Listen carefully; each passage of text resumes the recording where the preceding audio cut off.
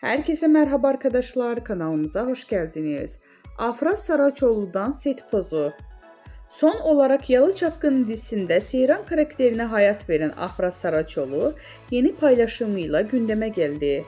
Yalı Çapkını dizisinde 3 sezon boyunca Seyran karakterine hayat veren Afra Saraçoğlu oyunculuk performansıyla yanı sıra sosyal medya paylaşımlarıyla da adından söz ettiriyor.